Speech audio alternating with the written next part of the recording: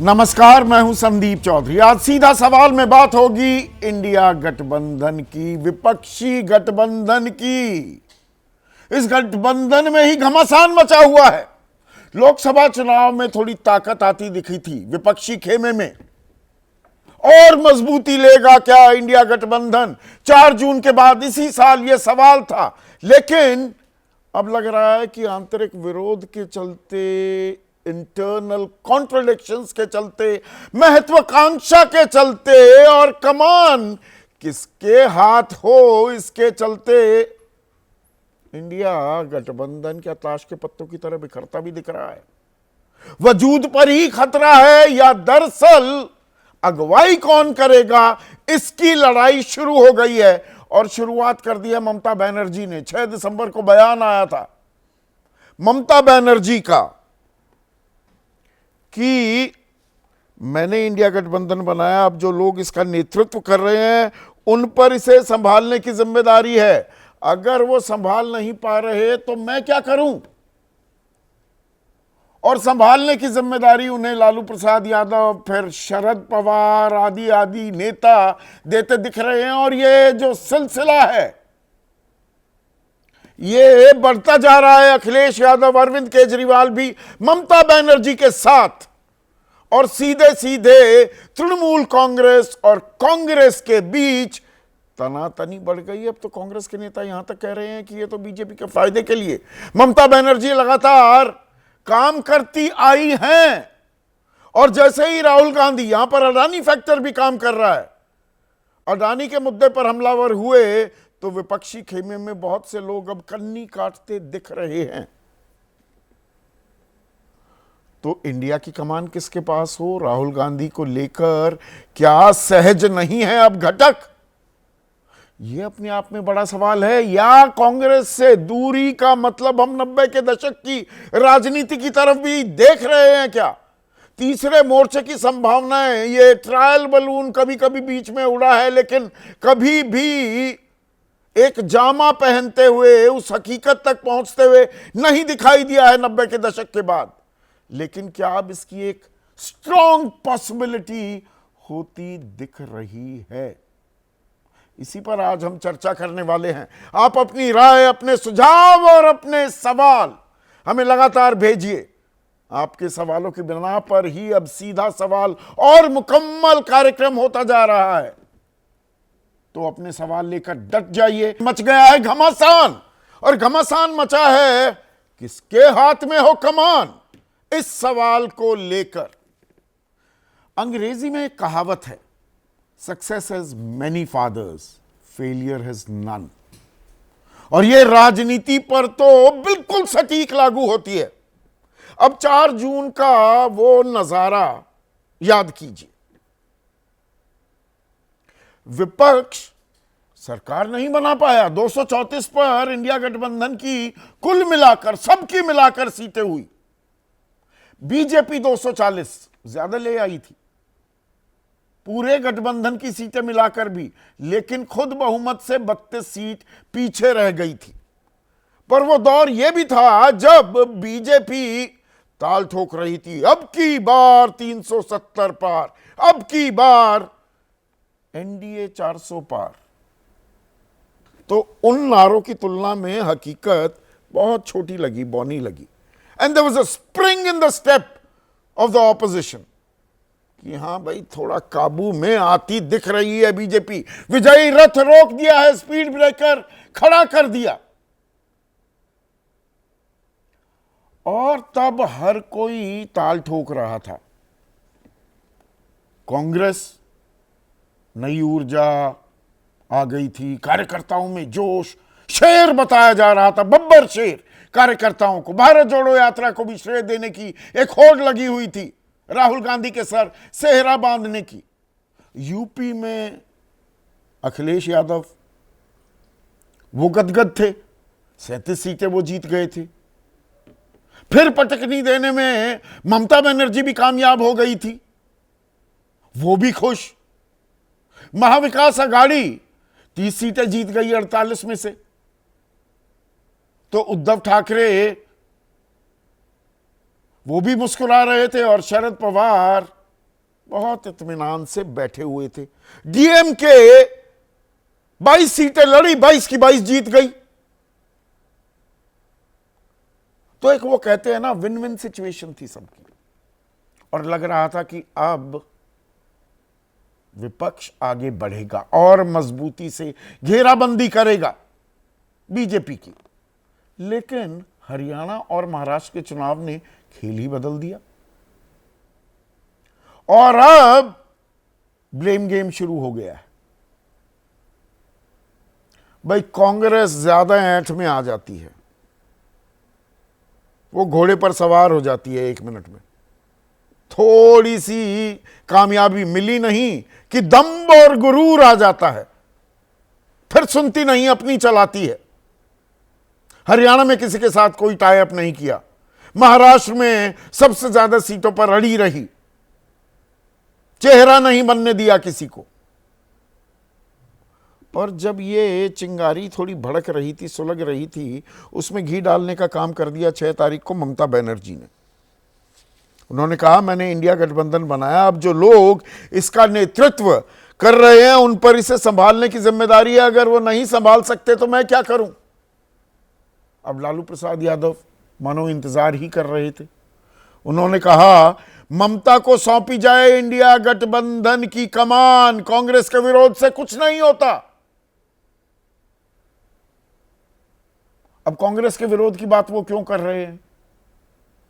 क्योंकि कांग्रेस की तरफ से अधीर रंजन चौधरी वो ये कह रहे हैं कि जैसे ही राहुल गांधी ने तेवर दिखाए अडानी के मुद्दे पर, तो गठबंधन का रुख बदल गया है। और ममता बनर्जी ने तो इंडिया गठबंधन के पक्ष में वोट की अपील भी नहीं की। वो तो क्षेत्रीय पार्टी है, बंगाल तक सीमित है। और ये गठबंधन में जो फूट डालने की कोशिश कर रही है ममता बनर्जी, इससे प्रधानमंत्री और बीजेपी को खुशी होगी। और जो प्रदेश अध्यक्ष हैं कांग्रेस के, नए नए बने हैं शुभंकर सरकार, वो कह रहे हैं कई मौकों पर ममता बनर्जी ने बीजेपी को फायदा पहुंचाया है। मतलब बीजेपी के लिए काम कर रही हैं। अब ये कांग्रेस के छोटे मोटे नेता नहीं है कि वो नेता दे देते हैं ना बयान, गुड कॉप बैड कॉप चलता है।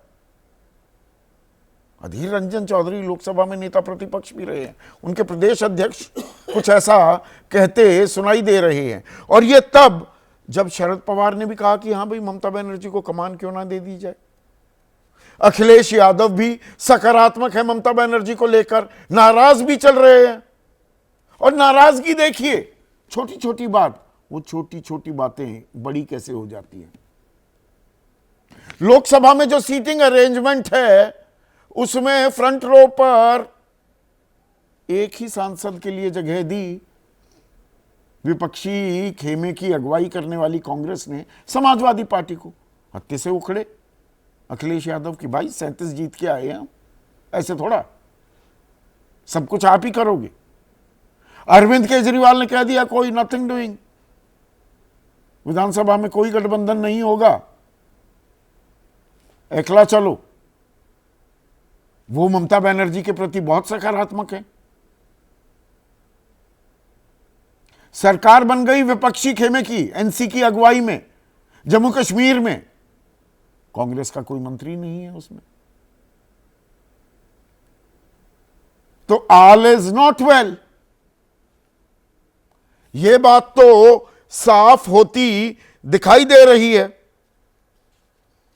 कल्याण बनर्जी सलाह दे रहे हैं, टीएमसी के सांसद हैं, कांग्रेस को अपना अहंकार अलग रखना चाहिए। कीर्ति आजाद याद दिला रहे हैं। ये एक और दिलचस्प बात शुरू हो गई है। बीजेपी के खिलाफ ममता का स्ट्राइक रेट 70%।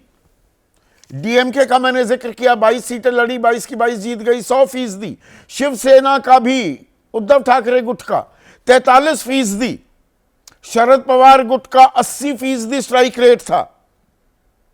और कांग्रेस का 328 सीटें लड़ी, 99 सीटें जीती, तो उसका स्ट्राइक रेट 30%।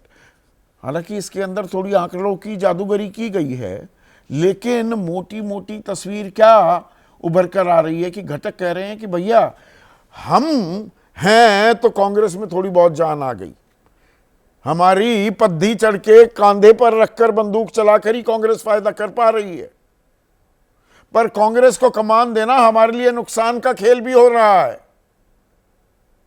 और इसमें अब तस्वीर क्या उभर रही है, थोड़ा सा अतीत में जाऊंगा, बहुत ही 1-1.5 मिनट ही लूंगा। इंडिया अस्तित्व में कैसे आया, इस पर गौर करना भी जरूरी हो जाता है। इसकी शुरुआत नीतीश कुमार ने की थी। सितंबर 2022 में दिल्ली आए थे, पहले हफ्ते में तमाम नेताओं से बात की कि भैया साथ आ जाओ, 272 नहीं आने देंगे बीजेपी की। फिर बोले 200 भी नहीं पार करने देंगे। जनवरी आते आते बोले 100 भी पार नहीं करने देंगे बीजेपी को। 2023 की बात कर रहा हूं। पर बैठक नहीं हुई। आखिरकार पूरा जोर लगाया गया, मान मनव्वल की गई। 23 जून को पटना में ही पहली बैठक रखी गई। 16 दल के नेता उसमें हिस्सा लेते दिखे। फिर 17 से 18 जुलाई पिछले साल बेंगलुरु में बैठक रखी गई, वहीं यह इंडिया नाम इजाद किया गया। फिर 31 अगस्त से 1 सितंबर 2023 मुंबई में गठबंधन हुआ, बैठक हुई गठबंधन की। फिर दिल्ली में 19 दिसंबर 2023 एक वर्चुअल मीटिंग हुई, पर यहां पेच फंस गया।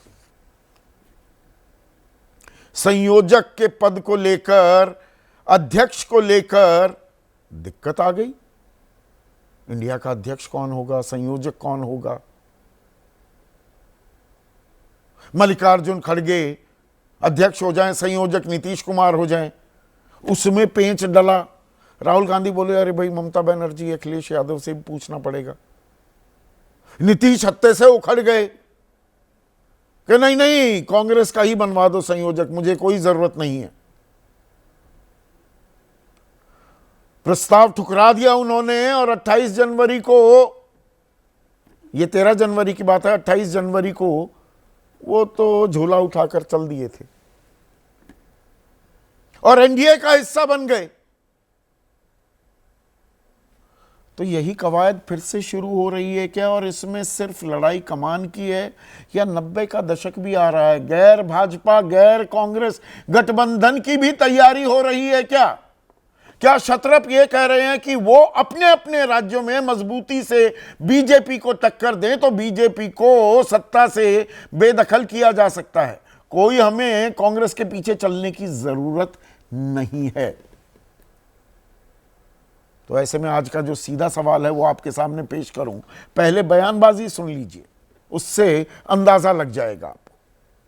कांग्रेस को समझना चाहिए जो कांग्रेस का लीडरशिप में इंडिया अलायंस फेल हो गया। जो लड़ाई है वो ठीक से नहीं हो रहा है। आज देश में जितना लीडर है, जो भी है, सबसे आगे नाम है ममता दी का। कांग्रेस उनको जो ईगो है, ईगो को हटाना चाहिए। एक चीज मुझे बड़ा चकित कर रहे हैं कि जिस दिन से अदानी जी के खिलाफ राहुल गांधी अपना तेवर दिखाना शुरू किए हैं, उसी दिन से ये एक नया रुख इंडिया गठबंधन के हम देख पा रहे हैं। लालू जी, कांग्रेस उसकी आपत्ति जता रही है। लालू जी, कांग्रेस के जताने से नहीं होगा, ममता को दो। न तो ममता जी को जो दिया जाए, हाँ दे दे। और यहां पर यह बताना भी जरूरी हो जाता है कि इस वक्त कांग्रेस की अपने दम पर सरकार सिर्फ 3 राज्यों में है। 28 में से 3 राज्य, 2 केंद्र शासित प्रदेश ऐसे हैं वहां भी सरकारें होती हैं, तो 30 में से 3, कर्नाटक, तेलंगाना और हिमाचल।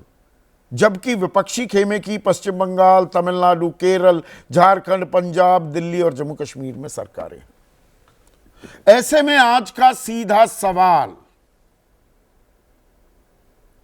इंडिया में घमासान, ममता नई कप्तान और नेतृत्व की होड़, राजनीति तीसरे मोर्चे की ओर। चर्चा में मेरे साथ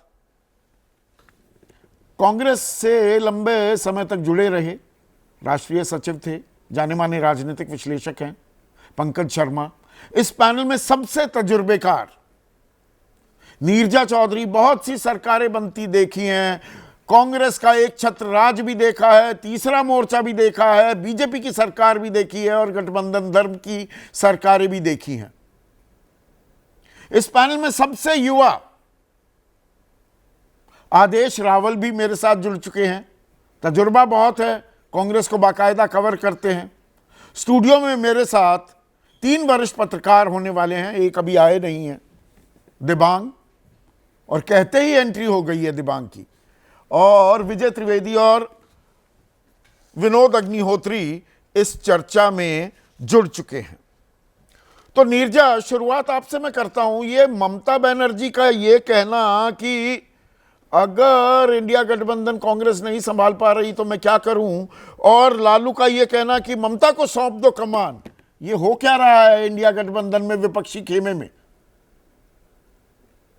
देखिए, जब हाल में चुनाव हुए हैं उससे स्पष्ट है कि ममता बनर्जी और अखिलेश यादव को छोड़ के बाकी जो पार्टी हैं रीजनल, वो सब बहुत कमजोर पड़ गए हैं। और जगन रेड्डी भी हार गए अपनी स्टेट में, तो उन्होंने भी इंटरेस्ट शो किया है कि वो भी इंडिया अलायंस की तरफ झुक सकते हैं। उन्होंने भी ममता का समर्थन किया है, केजरीवाल ने भी किया है, राजद ने भी किया है, सपा ने किया है, तो ऐसा, और शरद पवार ने तो किया ही है। तो ऐसा लग रहा है क्या थर्ड फोर्स का गठन दोबारा से होने जा रहा है। और आपने जिस चीज का इशारा किया कि 90s की पॉलिटिक्स क्या वापस आ सकती है, जहां के रीजनल पार्टीज अगुवाई कर रही थी और कांग्रेस एन मौके पे जब लगा मौका तो उसका समर्थन किया था। मौका लगेगा नहीं लगेगा 2029 में, वो तो देखने लायक नहीं, ये ट्रायल बलून ही है क्या नीरजा? ये तीसरे मोर्चे की खबरें गाए बगाए 2-4 साल में एक बार आती रहती हैं, या इस बार ये पक्का है? और पक्का क्या? दरअसल लालू प्रसाद यादव, और मैं ये शब्द इस्तेमाल करूं, वो दरअसल कांग्रेस सोनिया गांधी के लिए हनुमान भी साबित हुए हैं। वो सबसे स्टॉन्च एलाय, सबसे मजबूत समर्थक कांग्रेस और सोनिया गांधी के रहे हैं। अब उनका ये कहना कि भाई ममता को सौंप दो इंडिया गठबंधन की कमान, ये बहुत बड़ा संकेत है क्या अपने आप में? हाँ, ये बहुत बड़ा संकेत है, क्योंकि लालू यादव, मैं मानती हूँ, सबसे बड़े हिमायती रहे हैं ऑपोजिशन यूनिटी के। मुझे याद है जब वो जेल में थे, बंबई आए थे ट्रीटमेंट के लिए, मैं उनसे मिलने गई थी और उन्होंने एक वाक्य मुझे से कहा था, अगर मैं बाहर होता तो मैं पूरे ऑपोजिशन को इकट्ठा कर देता। तो शुरू से वो मानते रहे हैं कि ऑपोजिशन को इकट्ठा होने की जरूरत है भाजपा के खिलाफ। तो उनका कहना, और बहुत ओल्डेस्ट अलाय हैं वो, आप बिल्कुल ठीक कह रहे हैं, सोनिया गांधी के भी। और जब फॉरेन ऑरिजिन्स को लेके उन पे आक्रमण हुआ था तो लालू उनके साथ खड़े रहे थे, और फिर कांग्रेस के साथ गठबंधन के भी। तो उनका ये कहना कि ममता बनर्जी को दे दो, ये बहुत मायने रखता है पॉलिटिक्स में। किसी तरह की एक इरिटेशन भी दिख रही है क्या? एक नाराजगी, इरिटेशन लालू प्रसाद यादव इजहार कर रहे हैं कांग्रेस के, वो हमेशा हिमायती रहे हैं। जिस तरह से कांग्रेस चल रही है, और कांग्रेस में राहुल गांधी जो सीधे राब्ता कायम करते नहीं दिखाई देते हैं, और एक अहमद पटेल की एब्सेंस कांग्रेस महसूस कर रही है क्या? केसी वेणुगोपाल वो काम नहीं कर पा रहे हैं जो अहमद पटेल करते थे, रीच आउट कर जाते थे। वो एक वैक्यूम बना हुआ है क्या कांग्रेस लीडरशिप और बाकी इंडिया गठबंधन के घटकों में? देखिए, इसमें दो चीजें हैं। एक तो है कि छोटी पार्टियां, और लालू की पार्टी भी छोटी हो गई है लोकसभा के नंबर्स को लेके, तो ये अपने को वल्नरेबल महसूस करी। शरद पवार बहुत वल्नरेबल हो गए हैं, जगन रेड्डी वल्नरेबल हो गए हैं, केजरीवाल वल्नरेबल हैं। तो ये मान के चल रहे हैं कि हम इकट्ठे होंगे, जैसे एक है तो सेफ है, इन पे भी लागू शायद एक है तो सेफ है, इन पर भी लागू हो रहा है। एक है तो सेफ है, पर एक नहीं है पंकज। कांग्रेस में अविश्वास प्रस्ताव, नो कॉन्फिडेंस मोशन की तैयारी जगदीप धनखड़ के खिलाफ तो हो रही है, पर यहां पर इंडिया गठबंधन के घटकों ने कांग्रेस के खिलाफ नो कॉन्फिडेंस मोशन ला दिया है क्या? नहीं, मुझे ऐसा नहीं लगता है। देखिए, ये बात तो सही है संदीप जी कि इंडिया समूह के जो राजनीतिक दल हैं, ये समूह का गठन होने के बाद से ही इनमें तालमेल जिस स्तर का होना चाहिए था उस स्तर का हो नहीं पाया। जब समन्वय समिति बनी, फिर सोशल मीडिया का एक कार्यदल बना, एक मीडिया का कार्य समूह बना, और एक समिति बनी। कौन अब इन से समितियों कौन थे की उन पिछले सवा समितियों साल में? ये सब कहाँ पिछले थी साल वो सितंबर में समन्वय बनी। समिति? वो सचिवालय कहाँ है? वो संयोजक आज तक पता नहीं लगा। और इस सब की जिम्मेदारी किसकी थी? सबसे बड़ा दल इंडिया गठबंधन का कौन है? वो तो कांग्रेस है ना। वही मैं कह रहा हूं कि इस स्तर पर थोड़ी सी कमियां रहीं, लेकिन इसका मतलब ये नहीं है कि राहुल गांधी का नेतृत्व इंडिया समूह में असफल हो गया। वो बात नहीं है। एक सच्चाई सब लोगों को समझ लेनी चाहिए कि कोई भी तीसरा मोर्चा या चौथा मोर्चा कांग्रेस की मदद के बिना नरेंद्र भाई मोदी की सरकार को चुनौती नहीं दे सकता है। 2029 में अगर कोई भी चुनौती होगी तो वो एकजुटता रहेगी, तभी दी जा सकती है। अगर क्षेत्रीय दलों को, आप मुझे ये बताइए कि 2024 के लोकसभा चुनाव में क्षेत्रीय दलों को कितने प्रतिशत वोट मिले हैं? 1% से लेकर 4% के बीच। ममता बनर्जी समेत कांग्रेस को कम से कम 20-22% वोट तो कांग्रेस के पास हैं। तो ये स्थिति को समझनी चाहिए। अगर कांग्रेस को, राहुल गांधी को हटा के किसी को बनाना है, बना दें, वो एक अलग मुद्दा है। लेकिन अगर मसला कांग्रेस को इंडिया समूह से दरकिनार करने का भरोसा है, नहीं तो ये है, सबसे बड़ी आपसी भूल क्या तालमेल मूर्खता नहीं साबित है। होगी। आपसी तालमेल कहाँ हो रहा है? लोग बात नहीं कर पाते राहुल गांधी से। लोकसभा चुनाव की ही बात करिए तो राहुल गांधी की यात्रा में तो अखिलेश यादव गए भी नहीं। आखिरकार वो अमेठी की तरफ जाने में तब वो तैयारियां हुई, और आप भी जानते और मैं भी जानता हूं, फोन पर आने में ही दिक्कतें हो रही थी, बातचीत नहीं हो पा रही थी। मैं तो मान रहा हूं ना कि इंडिया समूह के सारे राजनीतिक दलों के बीच तालमेल का जिम्मा जिन लोगों के हवाले किया गया, उन्होंने अपनी भूमिका शायद पूरी गंभीरता से और उस सक्रियता से नहीं निभाई। तो इस पर राहुल को ध्यान देना चाहिए। राहुल गांधी को इस बात की जांच करनी चाहिए कि आखिर ये तालमेल और सामंजस्य क्यों नहीं बन पाया। लेकिन इसके साथ ही जो क्षेत्रीय दल हैं, जो इंडिया समूह के राजनीतिक दल हैं, उनमें से भी कईयों की भूमिका क्या रही? क्या उनके मन में सहयोग की भावना उतनी ही थी? ममता बनर्जी शुरू से ही किस तरह का रवैया अपनाए हुए थी? फिर पर ममता बनर्जी में भरोसा जता रहे हैं लालू प्रसाद यादव, शरद पवार, अखिलेश यादव, अरविंद केजरीवाल, जगन मोहन रेड्डी। फेहरिस्त लंबी होती जा रही है। ममता बनर्जी में भरोसा जताएं, इसमें कोई बुराई नहीं है। मेरा कहना यह है कि इंडिया समूह का नेतृत्व वही व्यक्ति कर सकता है जिसकी वैचारिक मजबूती पर कोई प्रश्न चिन्ह न हो। क्या ममता बनर्जी भारतीय जनता पार्टी की सरकार में नहीं थी? उन्होंने भारतीय जनता पार्टी को सहयोग नहीं दिया है समय समय पर? तो ये सब चीज़ें भी हैं। एक अविचलित और अटल और अडिग वैचारिक मजबूती वाला व्यक्ति ही और उस तरह का राजनीतिक दल ही इंडिया समूह का तो नेतृत्व वैचारिक कर सकता मजबूती है। रखिए और मजबूती से अकेले चुनाव लड़िए।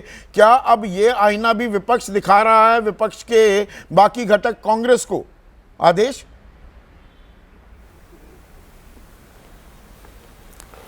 नहीं संदीप जी, इसके ना 2-3 पहलू हैं। सबसे बड़ा पहलू तो ये है कि इंडिया अलायंस का मकसद क्या था। इंडिया अलायंस का मकसद था कि इन सबको एकजुट होना है और एकजुट होकर किसी भी तरीके से बीजेपी को रोकना है।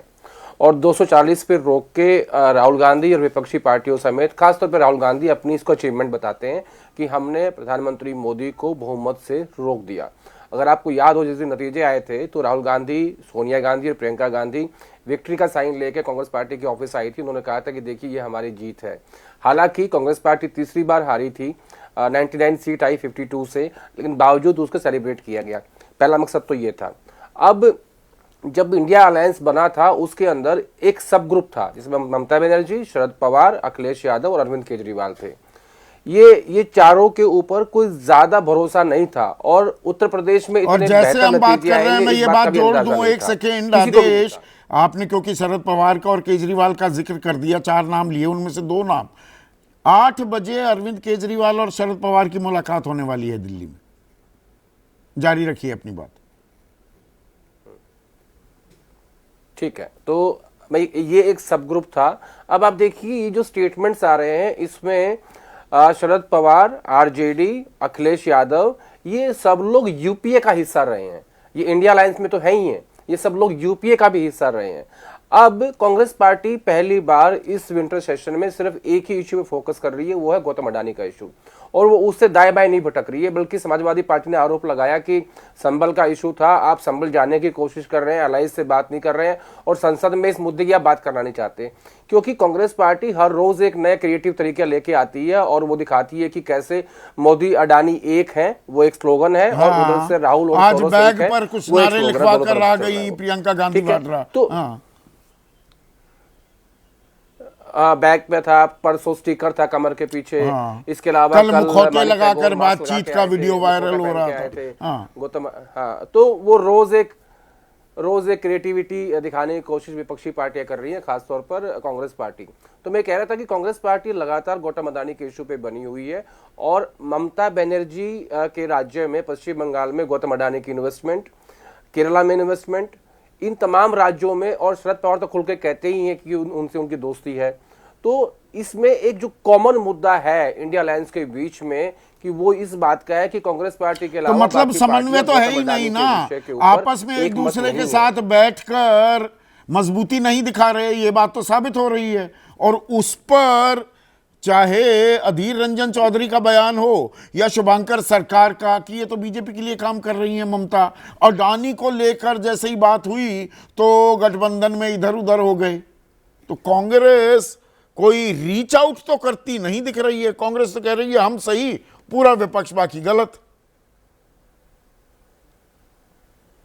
मैं वही बात कंप्लीट कर रहा था कि संसद के भीतर जब सेशन स्टार्ट हुआ उससे पहले कोऑर्डिनेशन की मीटिंग, और हर सुबह जब मीटिंग होती है विपक्षी पार्टियों के साथ, उसमें बहुत दिक्कत आ रही है। उसमें मैं यही बात बोलने की कोशिश कर रहा हूं कि गौतम अडानी के विषय पे बाकी पार्टियां एक मत नहीं है। उनको लगता है कि इसे मेन फोकस से हट के सेकेंडरी या थर्ड नंबर पर लाना चाहिए, हमें बाकी इशू से फोकस करना चाहिए।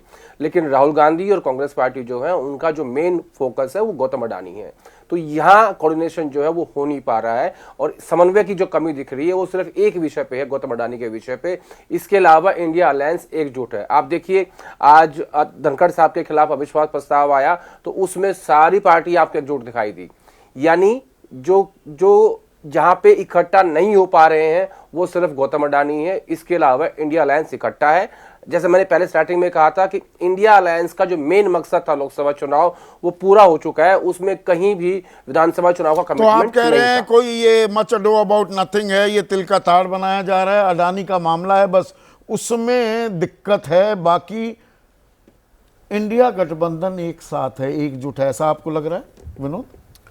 नहीं, जैसे अभी आदेश ने कहा कि भाई राज्यसभा के सभापति उपराष्ट्रपति के खिलाफ नो कॉन्फिडेंस मोशन या इम्पीचमेंट के उस पर जो है दस्तखत सब पार्टियों के हैं, विपक्ष के। नहीं, उसमें भी एक दिक्कत है, 14 दिन का नोटिस देना होता है, 20 तारीख तो तक का सत्र। नहीं, ये तकनीकी बात है। क्या आप अविश्वास प्रस्ताव इस सत्र में लाने वाले हैं, वो चला जाएगा बजट सत्र तक। उस सत्र में जाए तब भी पास नहीं तो होगा। मैं वही तो कह रहा हूँ ना। नहीं, वो तो पास भी नहीं होगा, नंबर भी नहीं है। तो इसमें प्लानिंग की, देखिए जब घेराबंदी होती है, सिर्फ ये थोड़ा कि बॉक्सेस टिक कर दिए। नहीं संदीप, मैं बात दूसरी कह रहा हूँ। आप मेरी बात को डाइवर्ट कर रहे हो। मैं ये कह रहा हूँ कि जो आदेश ने कहा कि एक मुद्दे पर वो टेक्निकल ठीक है, 10 दिन है, 15 दिन है, उस पर दस्तखत सब पार्टियों के हैं, ये मैं कह रहा हूँ। और अडानी के मुद्दे पर मतभेद है, इसमें कोई दो राय नहीं है। और भारत की राजनीति को कॉर्पोरेट की पॉलिटिक्स हमेशा प्रभावित करती रही है। वीपी सिंह के टाइम में भी अंबानी और नस्ली वाडिया का झगड़ा, हम लोग दिमाग बैठे हुए हैं, हम सब लोग जो है उस वक्त वो रिलायंस वर्सेस बॉम्बे डाइंग, बॉम्बे डाइंग का था, समझे। और आज की तारीख में भी कॉर्पोरेट कैसे प्रभावित करता हम सब जानते हैं पर्दे के पीछे।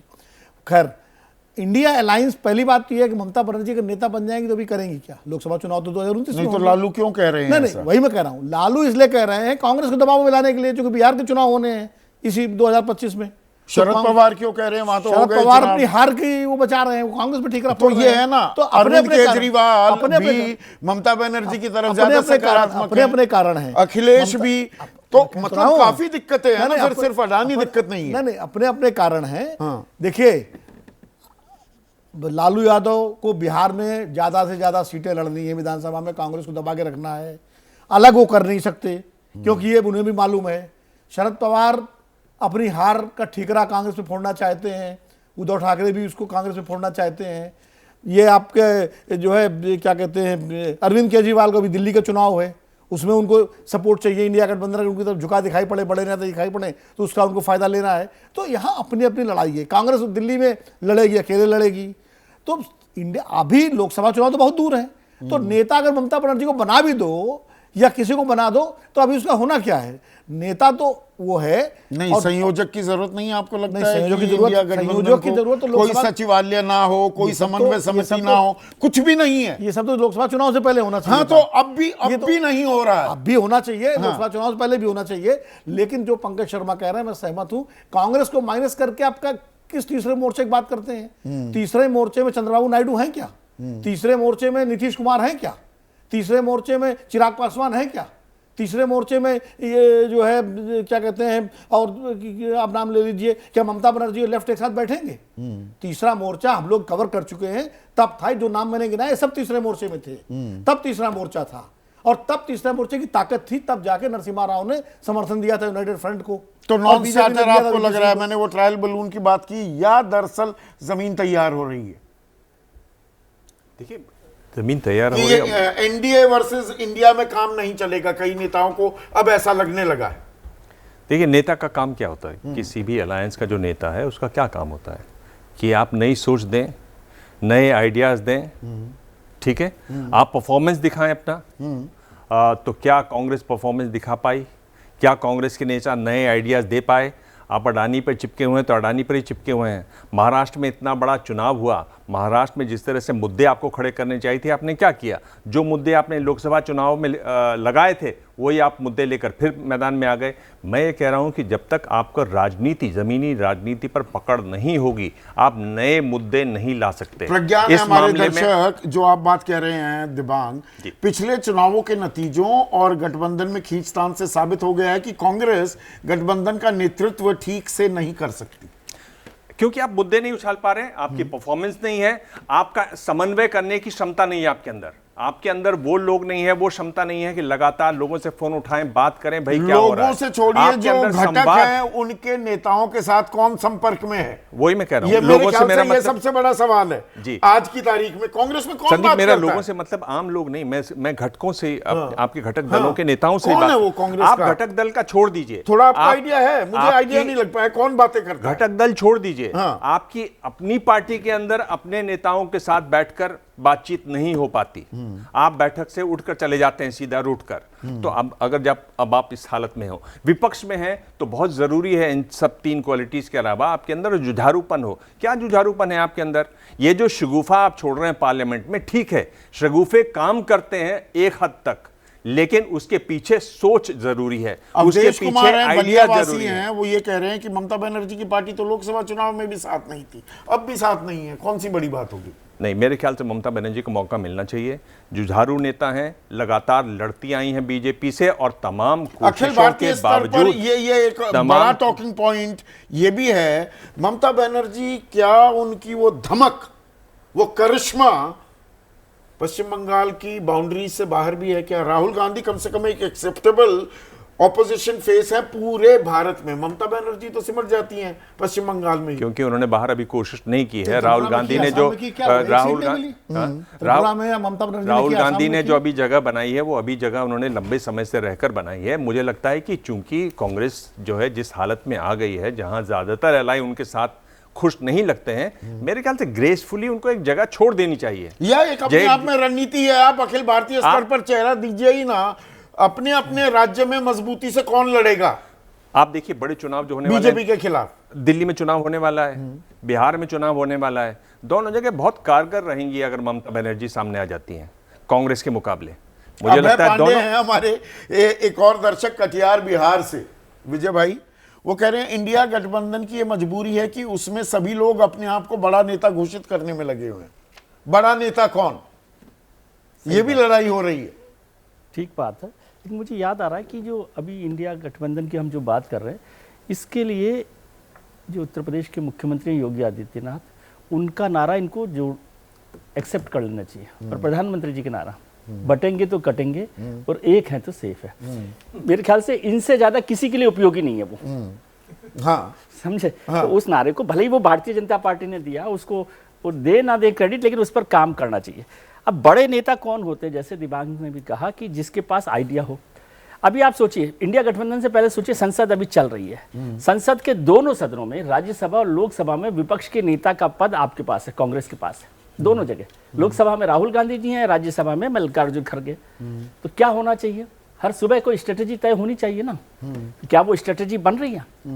नहीं बन रही। और आप अपनी स्ट्रेटेजी पर अडानी पर चल, मुझे अडानी से कोई इशू नहीं है। दो इशू मेरे को बहुत, नीरजा जी ने जो कहा वो ठीक है, दो इशू वल्नरेबिलिटी और अडानी। ये जो लोग आज राहुल गांधी से अलग जा रहे हैं, उसकी एक बड़ी वजह अडानी भी है। ममता बनर्जी को 10,000 करोड़ का इन्वेस्टमेंट वहां पर मिल रहा है, केरल में हो रहा है और राज्यों में हो रहा है, तो वो एक अलग इशू है और वल्नरेबल भी है। आप जो बात कह रहे थे जहीर सिद्दीकी हैं अलीगढ़ वासी, वो कह रहे हैं विपक्ष एक है तभी सेफ है, नहीं तो बीजेपी को जीतने से कोई नहीं रोक वही सकता। बात मैं कह रहा हूँ। तो ये विपक्ष को समझ नहीं आ रही जब वो ताल ठोक रहे हैं। आपने कहा ना बड़ा नेता कौन है, पहले नेता बनने की तैयारी जो हो रही है वो है। अब आप सोचिए, लालू यादव कह रहे हैं, लालू यादव तो वही हैं जो विपक्ष, जो इंडिया ब्लॉक की बैठक हुई थी उसमें राहुल गांधी को दूल्हा बना रहे थे उस पॉलिटिकल बारात का।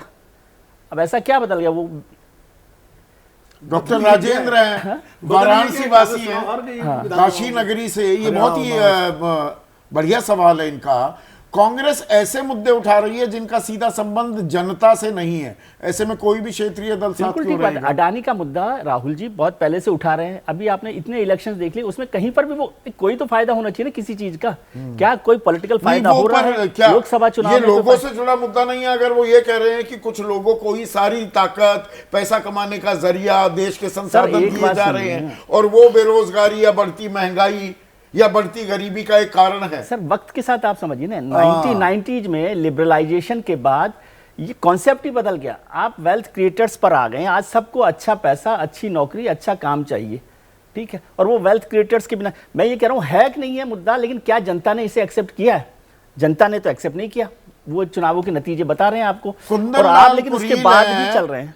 महाराष्ट्र में रहते हैं, ये कह रहे हैं कि ये सही है। वो ये आपके लोगों से, आपकी बात से इत्तेफाक रख रहे हैं कि ममता बनर्जी का प्रभाव पश्चिम बंगाल तक है, लेकिन उनकी रणनीति गठबंधन के लिए उपयोगी हो सकती है। मतलब यहां पर पंकज शर्मा, कुंदन लाल ये कह रहे हैं कि जो आक्रामकता और जिस तरह से बीजेपी को पटखनी देने में अपनी काबिलियत साबित की है ममता बनर्जी ने लगातार, वो पिछली बार का चुनाव भी सब 200 पार कर रहे थे, मीडिया वाले भी, कि भाई इस बार तो बीजेपी की बल्ले बल्ले हो गई पश्चिम बंगाल में, वो 3 गुनी सीट लेकर आई थी। तो वहां पर उन्होंने अपनी काबिलियत साबित कर रखी है।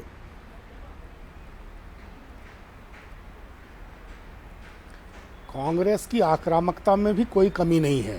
कांग्रेस ने इस लोकसभा चुनाव में भी और 2019 के लोकसभा चुनाव में भी नरेंद्र मोदी को जितनी आक्रामक चुनौती दी, वो कोई मामूली बात नहीं है। आपको याद होगा कि किस किस तरह के नारे जनसभाओं में उस वक्त लगे विपक्ष की तरफ से, और राहुल गांधी ने किस तरह उन नारों का इस्तेमाल किया। अखिलेश श्रीवास्तव हैं, पंकज एक सेकंड, लेकिन पंकज, अखिलेश श्रीवास्तव हैं, लखनऊ वासी हैं, वो कह रहे हैं कांग्रेस को समझना होगा कि अडानी सिर्फ एक मुद्दा है, देश में दूसरे मुद्दे भी हैं। देखिए, अडानी बहुत बड़ा मुद्दा है।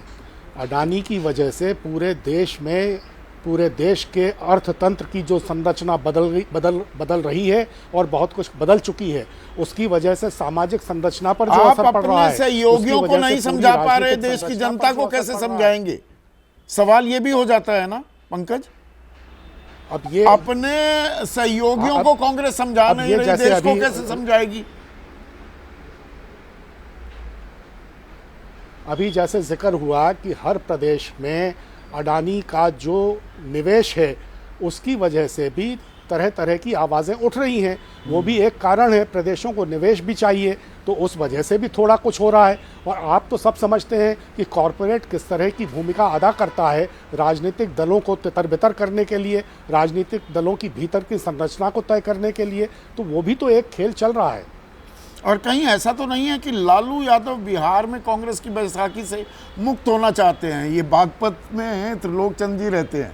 विनोद, देखिए, लालू यादव कांग्रेस की बैसाखी तो इससे मुक्त नहीं होना चाहते, कि लालू यादव को मालूम है अकेले चुनाव लड़के वो उतनी सीटें नहीं पा पाएंगे। नहीं, पर नुकसान भी होता है ना। 70 सीटें दी, वो 70 नहीं देना 20 जीत, वो 70 नहीं देना चाहते हैं। वो चाहते हैं 70 की बजाय 30 सीटों पर लड़े कांग्रेस। वो है दबाव लालू यादव का।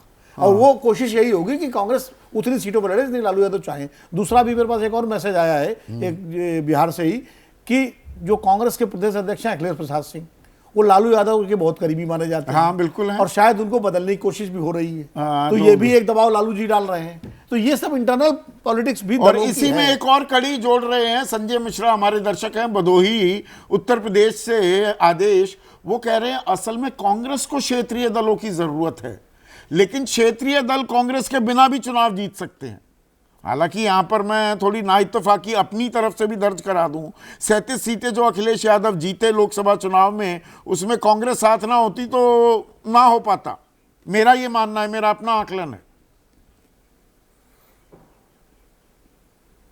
जी, मुझे लगता है कि अगर राहुल गांधी का संविधान का मुद्दा नहीं होता और कास्ट सेंसस का मुद्दा नहीं होता तो समाजवादी पार्टी इतना अच्छा परफॉर्म नहीं कर पाती लोकसभा चुनाव में। पहला। दूसरा, एक हाथ से ताली नहीं बजती, सबको सबकी जरूरत पड़ती है। दूसरा, अब आप एक बात सोचिए संदीप जी, जहां 234 सांसद विपक्षी पार्टियों के प्रोटेस्ट करते हैं इकट्ठे होके, वहां सिर्फ 99 सांसद करेंगे तो अपने आप में ही वो जो मुद्दा है गौतम अडानी का, वो उसका जो लेवल है वो घट के नीचे आ जाएगा। तो ये इसमें एक अच्छी कोशिश में ये है। दूसरा, विनोद जी कह रहे थे कि आज देश में तीसरे मोर्चे की कोई संभावना मुझे लगती नहीं है।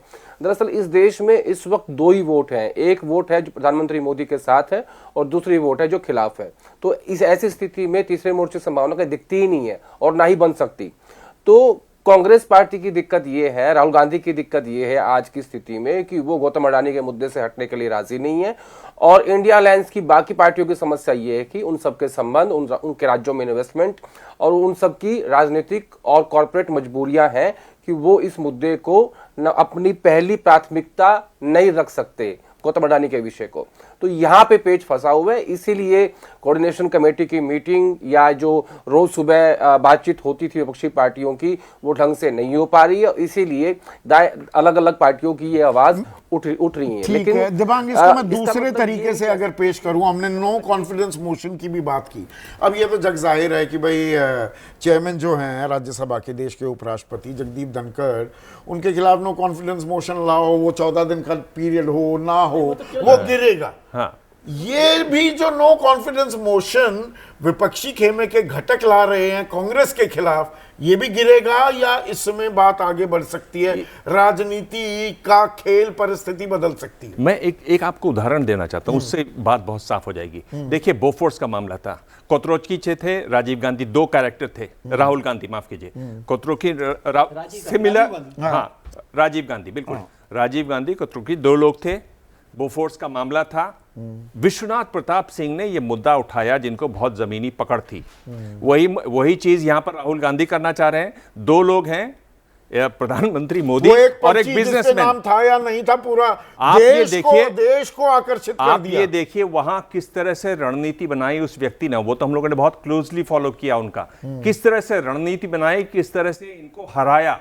बाद में जो हुआ वो हुआ। हाँ। लेकिन मैं वही कह रहा हूं, आप रणनीति नहीं बना पा रहे हैं, आप वो विचार नहीं दे पा रहे हैं, आपके अंदर वो जमीनी पकड़ नहीं है, तो आप छोड़ दीजिए थोड़ी देर के लिए। देखिए ना ममता बनर्जी क्या करती हैं, आप ये जानते हैं, जब बहुत अच्छी तरह से जानते हैं, ये आपके ये जो गेस्ट हैं ये भी बता रहे थे, हाँ। पंकज भी बता रहे थे किस तरह से वहां पर अडानी का संबंध है राज्यों से। भाई आपके राजस्थान में भी संबंध थे पहले, तो आप फिर ऐसा मुद्दा क्यों उठा रहे हैं? जब आप ऐसी चीज उठा रहे हैं जिसमें और आप जब खुद उठा जानते रहे हैं हैं तो सब अपने सहयोगियों को बुलाओ और उनको समझाओ कि भाई ऐसे करना होगा। बिल्कुल। और अगर आप नहीं समझा पा रहे तो पीछे हटो, कुछ और सोचो, नया सोचो। आप एक ऐसे मतलब एक बात साफ हो रही है विजय, गठबंधन धर्म की सब दुहाई तो दे रहे हैं, इसका मतलब विपक्षी खेमे के लोग एक कमरे में बैठकर सलाह मशवरा नहीं करते हैं, थ्रैश आउट नहीं करते हैं चीजें। कोई भी चीज है, जैसे ये टॉपिक है कि भाई इस सब्जेक्ट पे, इस मुद्दे, इस खबर पर आज हम चर्चा करेंगे, तो हम तमाम लोग उस पर चर्चा करते हैं, उस पर चर्चा करते हैं ना, उस पर दिक्कतें भी होती हैं, एतराज भी होता, नहीं ये करना चाहिए, आज सुप्रीम कोर्ट कह रहा है ये रेवड़ियां चलती रहेंगी, ऐसे इस पर करें कि ममता पर करें, तो इसमें बातचीत होती है ना, तनातनी भी होती है। तनातनी और बातचीत अच्छी चीज है, कोई उसमें बुरी बात नहीं। लेकिन एक तो मैं ये कह रहा हूँ कि अडानी के मसले पर ये इंडिया ब्लॉक की बात तो बहुत हो गई, राहुल जी को अपने जो मुख्यमंत्री हैं उनको भी सुन लेना चाहिए। वो किसी दिन वो भी आकर कहते कि भाई हम आपके साथ नहीं चल रहे, क्योंकि वो भी तो राज्य चला रहे हैं। वो मसला है। और गठबंधन, मैंने इसीलिए कहा कि संसद के अंदर तो दोनों जगह आपके पास लीडरशिप है, आप वहां पर उस बात को क्यों नहीं बना पा रहे। और ये जो धनखड़ साहब के खिलाफ अविश्वास प्रस्ताव है, इसमें कोई बुराई नहीं है, लेकिन ये लाया ही आज इसलिए गया है ताकि आप ये बात ना करें कि भाई इंडिया ब्लॉक जो है ना एक साथ नहीं है। केवल उसका पर्पज ये है कि इंडिया ब्लॉक की यूनिटी को एक तरह से दिखाया जाए। नहीं तो ये बजट सेशन में आया था, तब से अब तक आप उस पर क्यों नहीं काम किया। और जब आपको पता है कि अब ये इस सेशन में नहीं जाएगा, आगे बढ़ना नहीं है, तो केवल ये बात करने के लिए कि संदीप जी ये बात ना कहें कि इंडिया ब्लॉक जो है यूनाइट नहीं है। तो यहाँ पर Neerja, I am very sorry, बीच में आपके कनेक्शन में थोड़ी दिक्कत आई थी, पर जो हमने यहाँ पर चर्चा की, जब आप बीच में कनेक्शन कट गया था, हम नो कॉन्फिडेंस मोशन की बात कर रहे हैं, जगदीप धनखड़ के खिलाफ ला रहे हैं, वो तो गिरना है। तो यहाँ पर राहुल गांधी के खिलाफ, कांग्रेस के खिलाफ दरअसल जो इंडिया गठबंधन के लोग नो कॉन्फिडेंस मोशन, अविश्वास प्रस्ताव ला रहे हैं, ये गिरेगा या दरअसल ये बात आगे बढ़ सकती है और तीसरा मोर्चा एक रियलिटी हो सकता है। बाकी जो हमारे मेहमान हैं, वरिष्ठ पत्रकार हैं सब, वो कह रहे हैं कि नहीं, ये तीसरे मोर्चे की अभी सुगबुगाहट नहीं दिख रही है। आपकी राय थोड़ी अलग है क्या? देखिए, एक तो 2 पॉइंट्स में करना चाहूंगी। मैं आपको सुन सकती थी, आप, मेरा ऑडियो आपकी तरफ नहीं आ रहा था। लेकिन एक, अगर इंडिया ब्लॉक है, ब्लॉक भी मानिए, अलायंस उसको नहीं मानिए, क्योंकि ममता बनर्जी के लोग कहते हैं हमारी अलायंस तो है ही नहीं कांग्रेस के साथ नहीं। खैर, अगर आप इकट्ठे हो रहे हैं तो जिन पे अग्रीमेंट है इश्यूज पे, उन पे इकट्ठे होंगे, जिन पे अग्रीमेंट नहीं है उन पे तो इकट्ठे नहीं होंगे ना। आप कांग्रेस को लड़ने दीजिए अडानी के खिलाफ, वो उसका मुद्दा है, करने दीजिए, बाकियों को इकट्ठा करिए और मुद्दों पे। नंबर 1। नंबर 2, अगर हैंड्स ऑन लीडरशिप कांग्रेस अभी तक नहीं दे पाई है इंडिया ब्लॉक को, तो किसी और को ट्राई करिए, ममता बनर्जी को करने दीजिए। ममता ने दिखाया अपने स्टेट में कैसे वो भाजपा से लड़के सीटें हासिल कर सकती है। 29 सीटें उसने लोकसभा में जीती हैं, असेंबली में वो पावर में आई है। तो ऐसा तो नहीं है कि कल वैकल्पिक सरकार बनने वाली है और मिनिस्ट्री की रेवियां बंटने वाली हैं, ऐसा तो है नहीं। 4-4.5 साल की लड़ाई होने वाली है, आगे स्टेट में लड़ाई होगी, तो किसी और को मौका देने कैसे अनफोल्ड होते हैं देख रहे हैं आप? विपक्ष की राजनीति किस राह पर, किस दिशा में जाती दिख रही है? आपका तजुर्बा क्या कहता है नीरजा? देखिए, मुझे लगता है कि जिस तरह से जा रहा है उससे इंडिया ब्लॉक, जिस तरह से उसका गठन हुआ था, वो बदलेगा, वो कायम रहेगा। तो रीजनल पार्टीज इकट्ठी होंगी, कांग्रेस कितना उसमें शामिल होगी, और राहुल गांधी, मुझे लगता है कि उसमें कमजोरी आ रही है और एक नया स्वरूप लेगी नहीं लेगी, वो देखने लायक चीज होगी। और राहुल की लीडरशिप एक गले की हड्डी बन गई है, गले की हड्डी बन गई है, जो एक मोजो पकड़ते दिख रहे थे, जो भारत जोड़ो का थोड़ा असर था लोकसभा में परफॉर्मेंस, वो असर क्या कम होता दिख रहा है अब राहुल गांधी का? नीरजा, आप ये कह रही हैं?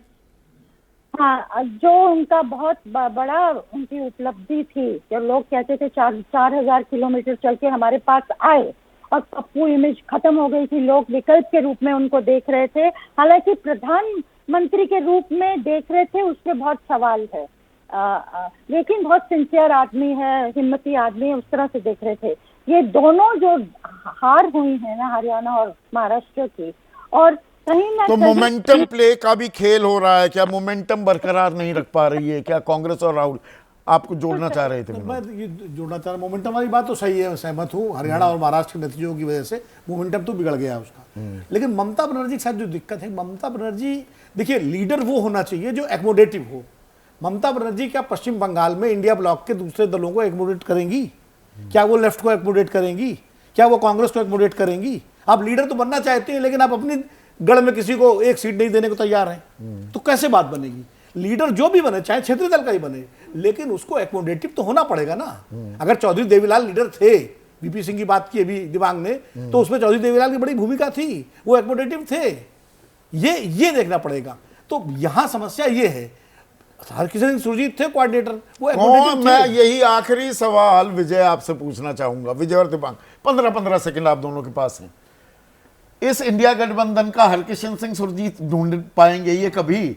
ये तो हम चुनाव से पहले से इसी बात पर चर्चा हो रही थी हरकिशन सिंह सुरजीत पर, लेकिन नीरजा जी की बात को आगे बढ़ाते हुए एक और सलाह संघ प्रमुख वाली मैं इंडिया ब्लॉक को देना चाहता हूं। उन्होंने कहा जब ये सारा हिंदू मुसलमान हो रहा था तो उनका सबसे पहले पेपर में जो आसान सवाल है ना वो हल कर लीजिए, फिर मुश्किल सवाल पर आएंगे। अब मुश्किल सवाल पर अटक जाते हैं तो पूरा पेपर रहता नहीं। सुरजीत कौन है? सुरजीत, हाँ, सुरजीत खोजना होगा इंडिया को अपना।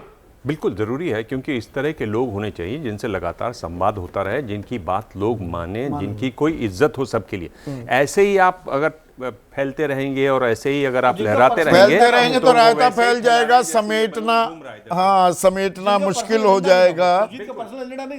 तो सीधा सवाल में, ये सीधा सवाल हम छोड़ जाते हैं विपक्ष के लिए। साथ आएंगे, एक हैं तो सेफ हैं, वरना साफ हैं।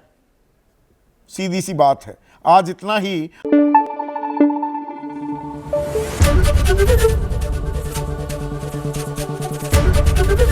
एबीपी न्यूज आपको रखे आगे।